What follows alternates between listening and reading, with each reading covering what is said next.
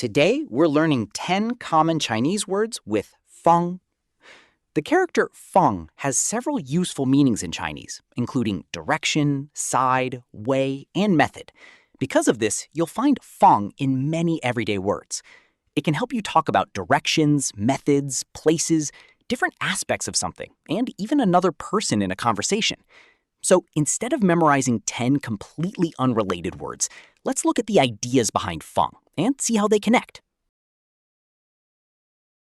Our first word is fāngfǎ, fāngfǎ, meaning method or way.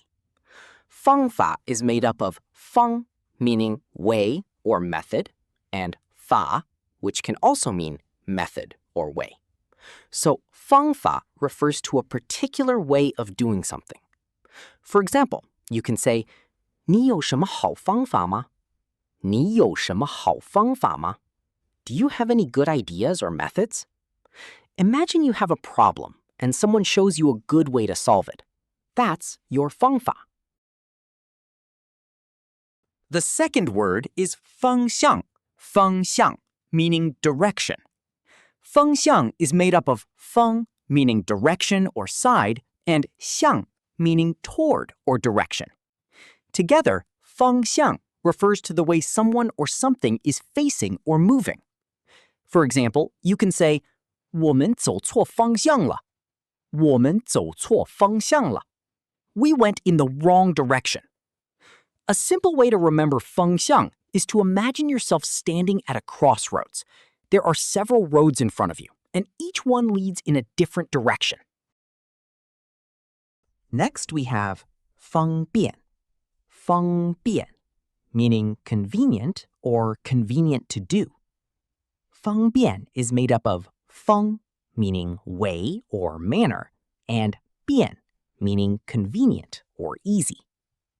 In everyday Chinese, fāngbiàn is a very common word for describing something that is easy or convenient.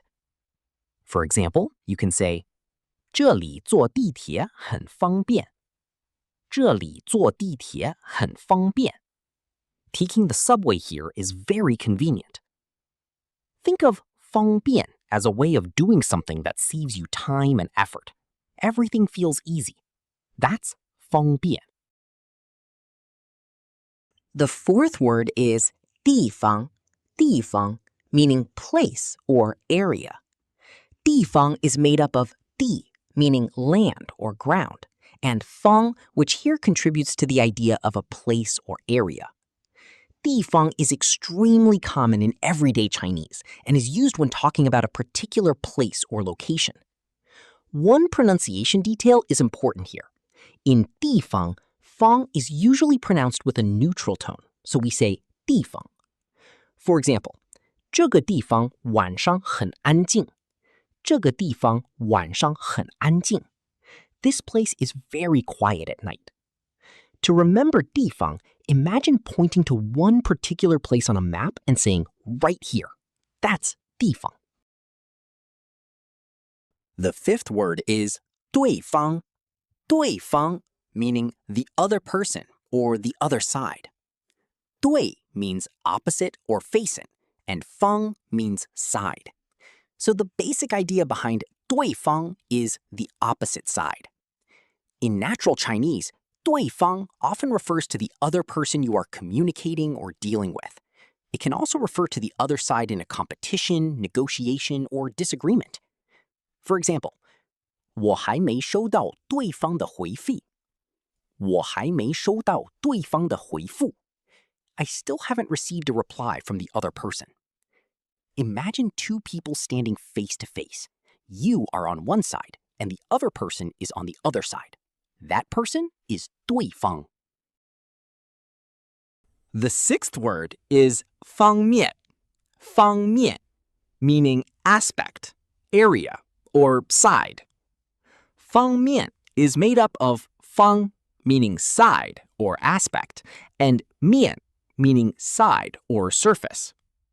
The word has the basic idea of looking at one particular side of something.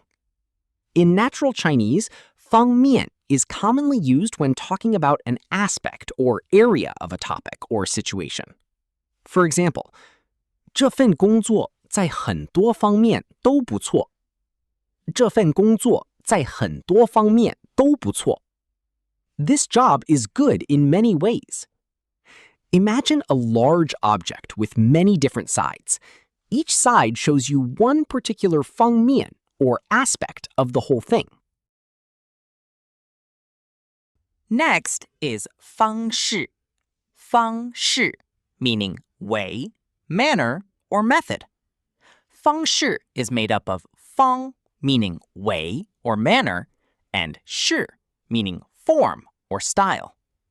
方式 refers to the way or manner in which something is done. For example, 每个人都有自己的学习方式。每个人都有自己的学习方式。